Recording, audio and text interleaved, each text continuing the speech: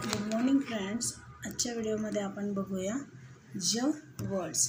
ज मीन्स आता इथे तुम्ही बघत असाल की इथे जची जी स्पेलिंग आहे ती DG आणि ई आहे.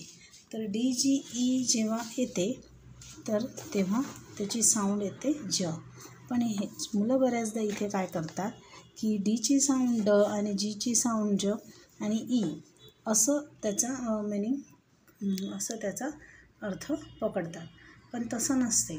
जेव्हा आपण ट्रायग्राफ्स रीड करत असतो तर ट्रायग्राफ्समध्ये जसं TCH DG ज त्याचप्रमाणे आपल्याला असे ट्रायग्राफ्समध्ये एक्झाम्पल्स मिळतात. त्या एक्झाम्पलमध्ये आपण आता इथे जसं DG म्हटलं तर इथे काय आहे, कॉन्सोनंट्स आहे DG आणि ई.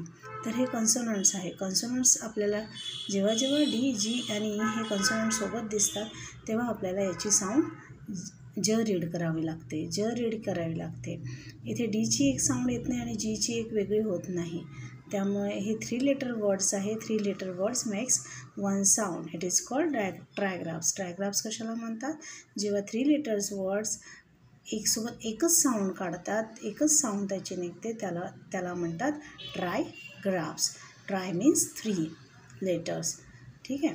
तर आपण आज त्याच्याशी रिलेटेडच काही एक्झाम्पल बघूया जे खूप अत्यंत उपयुक्त असतात. आणि माझ्या या चॅनलला प्लीज, तुम्हाला जर माझे चॅनल सबस्क्राईब करा माझ्या चॅनलला प्लीज प्लीज प्लीज. आणि जास्तीत जास्त लाईक करा, शेअर करा.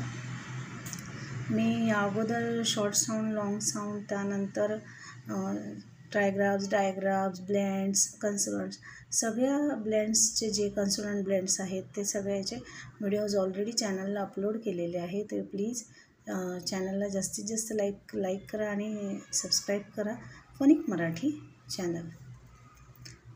तर चला तर स्टार्ट करूया.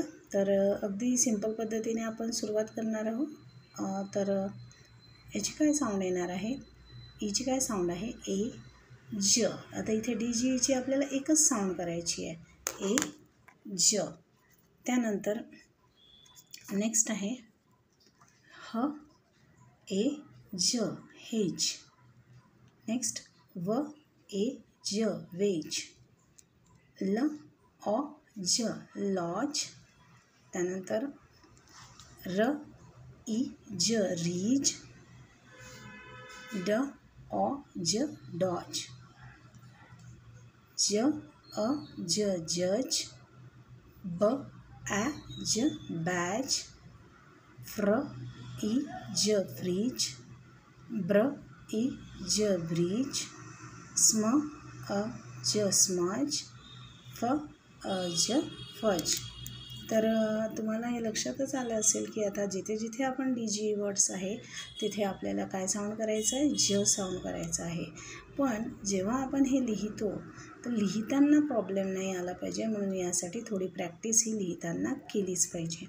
जसं आता फॉर एक्झाम्पल, जसं इथे DGE ज वर्ड लिहून त्या अगोदर आपण बरोबर कन्सोनंट्स आपण त्याचे रीड केले पाहिजे. कन्सोनंट्स आणि त्यानंतर कन्सोनंट, त्यानंतर वॉवेल आणि DGची साऊंड हे आपण लक्षात ठेवलं पाहिजे की इथे जची जी साऊंड आहे तर आपल्याला या स्पेलिंगमध्ये हे काही स्पेशल टाईप ऑफ वर्ड्स असतात, असे खूप नसतात. पण काही थोडेफार वर्ड्स असतात जे आपण इझिली लक्षात ठेवू शकतो. आपण ते लक्षात कसे राहतील की तुम्हाला त्याची प्रॅक्टिस करावीच लागेल. प्रॅक्टिस केल्याने आपल्याला लक्षात राहत असते की आपल्याला इथे साऊंड काय लिहायची आहे. बरेचदा जेची पण साऊंड जच आहे, जीची पण साऊंड जच आहे. पण इथे आपल्याला हे लक्षात ठेवायचं आहे की हे ट्रायग्राफ्स आहे. या वर्डमध्ये ट्रायग्राफ्स आहे आणि ट्रायग्राफ्समध्ये आपल्याला DGची साऊंड ज लिहायची आहे. आय होप तुम्हाला हा व्हिडिओ आवडला असेल. आणि प्लीज तुम्हाला जर व्हिडिओ आवडला असेल तर व्हिडिओ लाईक करा, शेअर करा आणि सबस्क्राईब करा फोनिक मराठी या चॅनलला. माझे बरेचसे व्हिडिओज मी अपलोड केलेले आहे अगदी सिंपल पद्धतीने.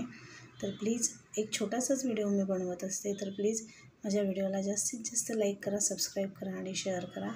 Thank you very much.